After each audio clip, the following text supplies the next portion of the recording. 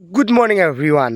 অসম পুলিচৰ AB UB commando যিমানখিনি post আছিলে সকলোবোৰ পোষ্টত আপোনালোকে ইতিমধ্যে এপ্লাই কৰিলে আৰু বহু ল'ৰা ছোৱালীয়ে বহুত প্ৰেক্টিছ কৰি আছে। এতিয়া বহু ল'ৰা ছোৱালীয়ে বহুত নতুনকৈ ওলাই আহিছে, যিহেতু পুৰণাখিনিয়ে অসম পুলিচৰ ক'ৰবাত নহয় ক'ৰবাত চাকৰি পালে, SSC GDত চাকৰি পালে, অগ্নিবীৰো পাছ কৰি আহিছে, কিছুমানৰ ৰিজাল্ট বাকী আছে।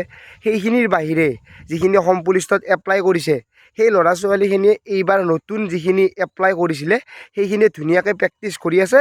আৰু মোক বহুতেই কমেণ্টত সুধি আছে, মই যিহেতু ইউটিউবত আপডেট দিয়াও নাই, এক্টিভো নাই, গতিকে বহু ল'ৰা ছোৱালী মোক সুধিও আছে যে কেতিয়ালৈকে অসম পুলিচৰ ইণ্টাৰভিউ হ'ব পাৰে বা ৰানিং হ'ব পাৰে বা ৰিটেন টেষ্ট হ'ব পাৰে। যিহেতু কিছুমান পোষ্টৰ আগতে ৰিটেন টেষ্ট হ'ব, কিছুমানৰ ৰানিং হ'ব। যেনেকৈ ধৰি লৈছোঁ আছাম পুলিচৰ যিখিনি SI পোষ্ট আছে, ABSI আৰু UBSI, ABSIৰ বাবে আগতে ৰানিং হ'ব, UBSIৰ বাবে আগতে ৰিটেন হ'ব। যিহেতু ৰিটেন টেষ্ট হোৱাৰ পিছতহে ফিজিকেল টেষ্ট হ'ব। প্ৰথম কথাটো হ'ল আপোনালোকক এটা কথা কৈ দিওঁ, ইণ্টাৰভিউ হোৱালৈকে অলপ দেৰি আছে। এইকাৰণে দেৰি আছে, পোনপ্ৰথমে আপোনালোকৰ যিটো ইলেকশ্যন আহি আছে, নিৰ্বাচনটো শেষ হ'ব লাগিব।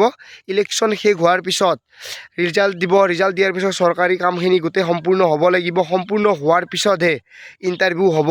ইণ্টাৰভিউ হোৱাৰ চান্স নৱেম্বৰৰ পৰা ডিচেম্বৰ বা 2027ৰ পোনপ্ৰথমখিনিতো হ'ব পাৰে।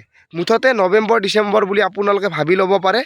ইণ্টাৰভিউ মানে টোটেলি যদি ভালকৈ চাই এই সময়খিনিত, মানে এতিয়া মাৰ্চৰ মাহ, এপ্ৰিল মে' জুন জুলাই আগষ্ট ছেপ্টেম্বৰ অক্টোবৰ নৱেম্বৰ, প্ৰায় 6 মাহ সময় আপোনালোকৰ ইণ্টাৰভিউ নহয়। গতিকে আপোনালোকে প্ৰেক্টিছ কৰাৰ বাবে বহুতখিনি টাইম পাব। এই প্ৰেক্টিছ কৰা টাইমখিনি যদি আপোনালোকে ভালকৈ প্ৰেক্টিছ কৰে বা ভালকৈ পঢ়ে, প্ৰিপেৰেশ্যন আৰম্ভ কৰে, তেতিয়াহ'লে বহুখিনি লাভ হ'ব। বহুতখিনি নতুন ল'ৰা ছোৱালী যিহেতু ওলাই আহিছে, তেওঁলোকৰ বিশেষকৈ বহুতখিনি মানে ৰিজাল্ট ভাল হ'ব। পইণ্টত ৰৈ যোৱাখিনিও যদি এইবাৰ ভালকৈ চেষ্টা কৰে, সেই পইণ্টত ৰৈ যাব নালাগে। গতিকে যিখিনি AB UB ইণ্টাৰভিউৰ বাবে অপেক্ষা কৰিছে তেওঁলোকক কওঁ, কেইদিনমান সময় থকা বুলি ভাবি আপোনালোকে প্ৰেক্টিছটো ভালকৈ কৰি থাকক। প্ৰেক্টিছ ৰেগুলাৰ কৰক। আৰু মই বাৰে বাৰে এটা কথা কৈ আছিলোঁ, আগৰ পৰা কৈ আছিলোঁ, যিহেতু এতিয়া ইউটিউবত আপডেট দি থকা নাই বা এক্টিভ নাই, মই এটা কথা কওঁ, যোনে ৰেগুলাৰ প্ৰেক্টিছ কৰিব তেওঁ সদায় ওপৰত থাকিব। আৰু এদিন প্ৰেক্টিছ কম কৰাৰ লগে লগে আপোনাতকৈ হাজাৰজন ল'ৰা ওপৰত গুচি যাব। সেই কথাটো মনত ৰাখক। কাৰণ বাৰে বাৰে পইণ্টত ৰৈ থকাটো যিখিনি কষ্ট অলপৰ কাৰণে ফেইল কৰাটো কিমান কষ্ট, সেইটো হয়তো নাম নোহোৱাখিনি বুজি পায়, ফেইল কৰাখিনি বুজি পায়। সেইকাৰণে কৈছোঁ, যিখিনি ল'ৰা ছোৱালী নতুনকৈ এইবাৰ এপ্লাই কৰিছে ভালকৈ প্ৰেক্টিছ কৰক, জানো আপোনালোকে এবাৰতে ল'ব পাৰে বা আপোনালোকে অলপৰ কাৰণে ৰৈ যাব নালাগে।